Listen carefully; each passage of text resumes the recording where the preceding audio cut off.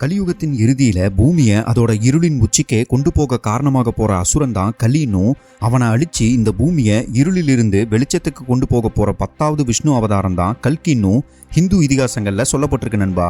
வைஷ்ணவ இந்து எழுத்துக்கள்ல இருந்து தோன்றின கல்கி புராணத்துல கலிங்கிற அசுரன் பெரிய உருவம் கொண்டவனாகவும் ரொம்பவும் கருப்பாவும் நீண்ட நாக்கும் சகிக்க முடியாத நாற்றமும் கொண்டவனாகவும் சித்தரிக்கப்பட்டிருக்கு.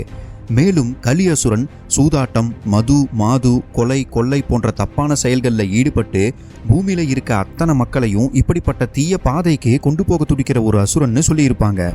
கல்கி புராணத்தில் சொல்லப்பட்டிருக்க கதை மட்டும் இல்லாம பகவத புராணம், மார்க்கண்டேய புராணம், விஷ்ணு புராணம், லிங்க புராணம், மகாபாரதம்னு பல ஹிந்து இதிகாசங்கள்ல கலி அசுரனை பத்தி வெவ்வேறு கதைகள் கூறப்பட்டிருக்கு. இந்த பல்வேறு கதைகள்ல குறிப்பா சொல்லணும்னா விஷ்ணு புராணத்துல கலி அசுரன் தோன்றின விதம் பத்தி சுவாரஸ்யமான ஒரு பகுதி இருக்கு நண்பா. தேவர்களும் அசுரர்களும் சேர்ந்து சாகாவரம் தரக்கூடிய அமிர்தம் வேண்டி பார்க்கடலை கடைஞ்சு அதுல கிடைக்கக்கூடிய பொருட்களை சரிபாதி பிரிச்சுக்கலாம்னு முடிவு செய்யறாங்க. பார்க்கடலை கடைஞ்சு அமிர்தம் எடுக்கிற ப்ராசஸ் ரொம்பவும் கடினமா இருந்திருக்கு.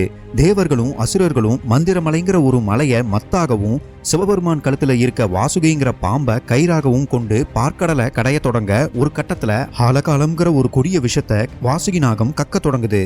அப்படி வெளிவந்த ஹாலகால விஷத்துல இருந்து உலகத்தை காப்பாத்த சிவபெருமான் அந்த விஷத்தை குடிச்சிட அவரோட தொண்டை நீல நிறமா மாறி நீலகண்டனும் அழைக்கப்படுறாரு. சிவபெருமான் ஆழகால விஷத்தை குடிக்கும்போது சிந்தி சிதறின ஒரு சில துளிகள்ல இருந்து உருவாகிற அசுரன் தான் கலின்னு சொல்லப்படுது நண்பா. விஷத்தால உருவாகி இருந்தாலும் பார்க்கடலை கடைஞ்சு முடிக்கும் போது கிடைக்கிற அமிர்தத்துல ஒரு சில துளிகளையும் குடிச்சு ஒரு சாகாவரம் கொண்ட அசுரனாவும் கலி உருவெடுக்கப்பட்டதா விஷ்ணு புராணத்துல சொல்லப்பட்டிருக்கு.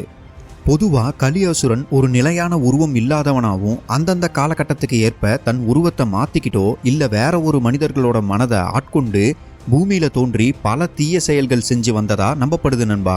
அந்த வகையில ராமாயணம், மகாபாரதம் போன்ற இதிகாசங்கள்ல அசுரர்களா கருதப்பட்ட கம்சன், ராவணன் மற்றும் துரியோதனன் போன்றவர்கள் கலியசுரனோட ஆட்கொள்ளுதல்னால தான் பூமியில தீய செயல்கள் பண்ணினதா புராண கதைகள் சொல்லுது.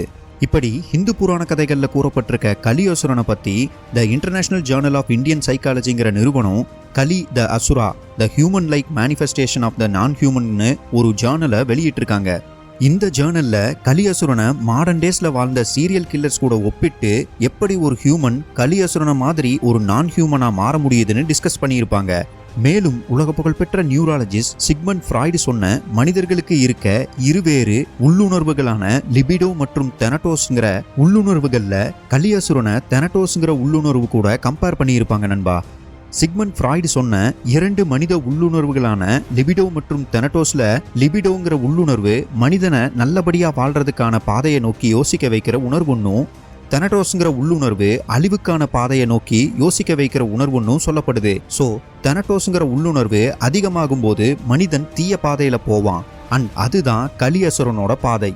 கலி அசுரன் ஒரு உருவமற்ற மனித மனங்களை குறிவைத்து தாக்குற ஒரு பிளேக் போன்ற நோயின்னும் டிஸ்கஸ் பண்ணப்பட்டிருக்கும்.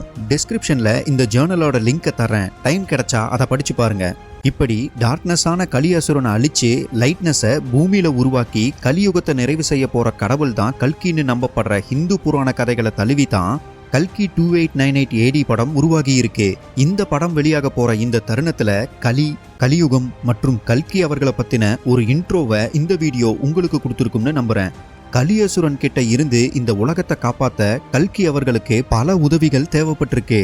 அப்படி அவர் கூட சேர்ந்து இந்த உலகத்தை காப்பாத்த போறது யாரு? நான் காப்பாற்றுவேன்.